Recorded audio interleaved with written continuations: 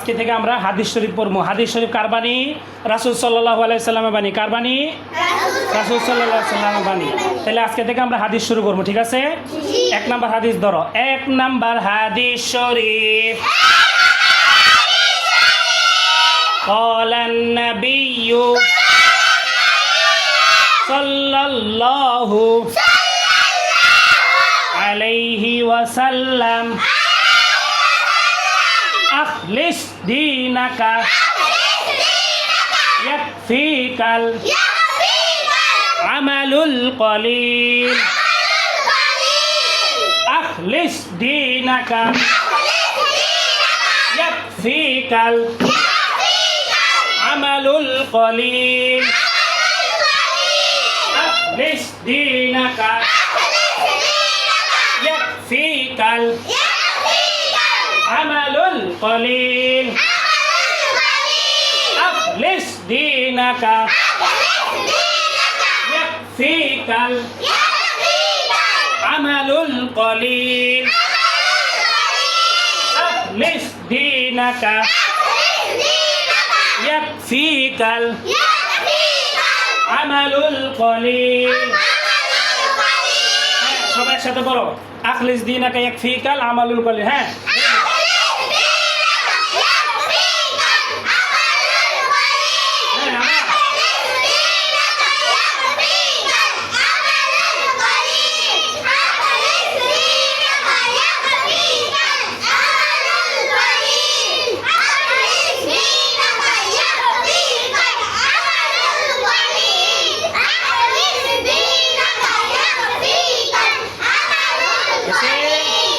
মাইশা কও।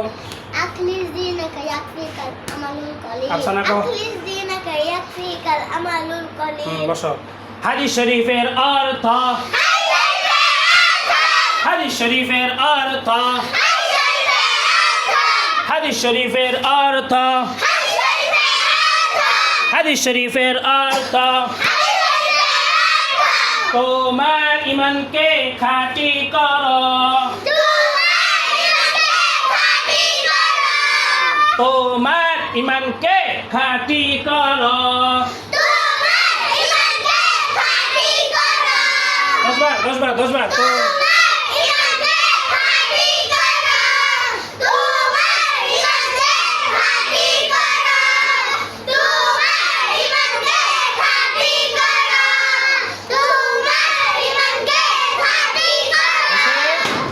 বৈশাই কও, মাইশা কও, বৈশাই কও। তোমার ঈমানকে খাঁটি করো। তোমার ঈমানকে খাঁটি করো। তোমার ঈমানকে খাঁটি করো। তোমার ঈমানকে খাঁটি করো। অল্প আমলই। অল্প আমলই। 10 বার।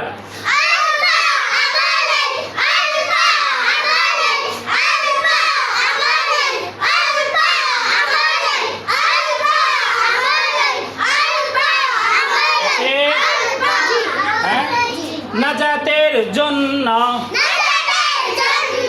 যথেষ্ট হইবে। নাজাতের জন্য যথেষ্ট হইবে। নাজাতের জন্য যথেষ্ট হইবে। নাজাতের জন্য যথেষ্ট হইবে। 10 বার।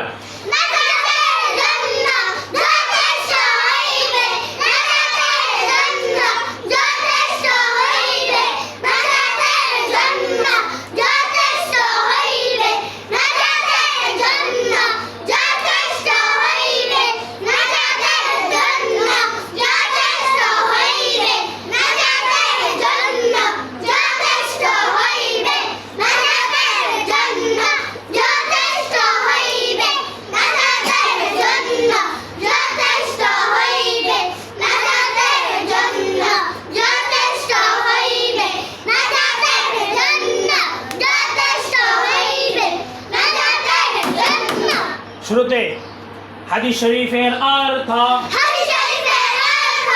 তোমার ঈমানকে খাঁটি করো।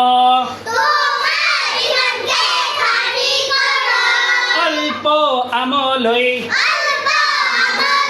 নাজাতের জন্য নাজাতের জন্য যথেষ্ট হইবে যথেষ্ট